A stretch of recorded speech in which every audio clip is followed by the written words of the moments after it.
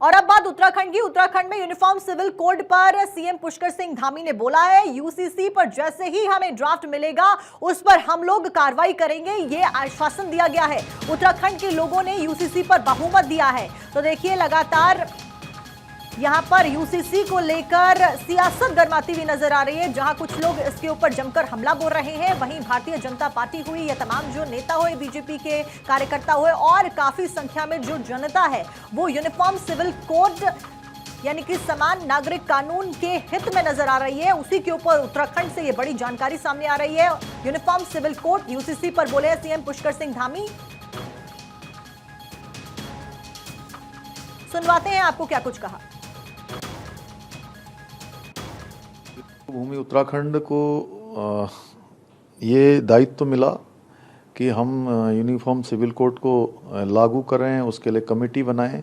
और सबसे बड़ी बात है कि भारत की धारा, संविधान की धारा 44, उसमें प्रावधान है कि एक समान कानून सब जगह होना चाहिए। और इसके लिए हमने उत्तराखंड की देवतुल्य जनता ने इस आम चुनाव में, विधानसभा में, हमने उनके सामने ये प्रस्ताव उत्तराखंड की जनता के सामने रखा। उत्तराखंड की देवतुल्य जनता ने उस पर अपना बहुमत दिया, अपना समर्थन दिया और उन्होंने कहा कि नहीं, हमको सेवा का मौका देकर यूनिफॉर्म सिविल कोड को लागू करने की दिशा में, उनको बनाने की दिशा में उन्होंने ही हमारा मार्ग प्रशस्त किया है। इसलिए यह हमारे लिए सौभाग्य की बात है कि जो बाबा साहब भीमराव अंबेडकर जी ने संविधान में जिन बातों का प्रावधान किया, धारा 44 में जिसका उल्लेख किया है, वो लागू करने के लिए उत्तराखंड राज्य को अवसर मिल रहा है।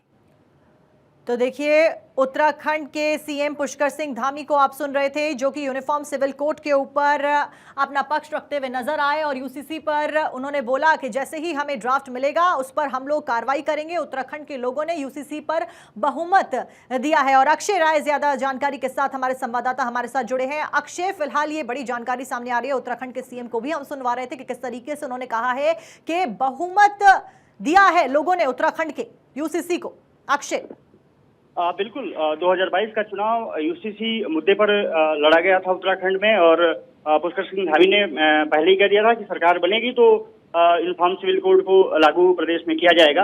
उसके लिए तुरंत उन्होंने सरकार आने के साथ ही एक कमेटी का गठन किया। वो कमेटी कंसल्टेशन लगभग पूरा कर चुकी है।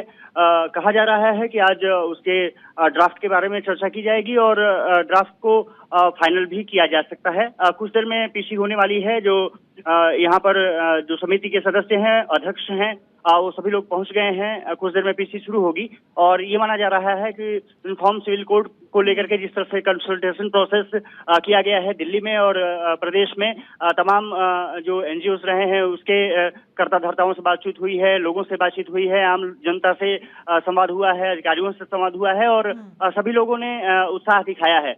अब देखने वाली बात ये होगी कि क्या ये कंसल्टेशन प्रोसेस जैसे कंप्लीट हो गया है तो क्या ड्राफ्ट आज सरकार को सौंपने का फैसला जो समिति है वो ले पाती है नहीं। लेकिन ये जो प्रेस कॉन्फ्रेंस बुलाई गई है ये माना जा रहा था क्योंकि पुष्कर सिंह धामी ने पहले ही कह दिया था कि 30 जून तक ड्राफ्ट अगर कमेटी सौंप देती है तो उसके बाद जल्द ही उत्तराखंड में यूनिफॉर्म सिविल कोड को लागू करने का फैसला ले लिया जाएगा। और जिस तरह से उन्होंने बयान जारी किया है, साफ तौर पर है कि इसको लेकर के बीजेपी की जो सरकार रही है वो अपना मूड बना चुकी है और ये माना जा रहा है कि जल्द ही जो संसद का जो सत्र है, मानसून सत्र, उसमें भी यूनिफॉर्म सिविल कोड को लेकर के चर्चा हो सकती है। 3 जुलाई को एक बैठक महत्वपूर्ण सुशील मोदी ने बुलाई है जिसमें कि तमाम अधिकारियों को, न्याय विभाग के अधिकारियों को और तमाम लोगों को उसमें सम्मिलित होने के लिए कहा गया है।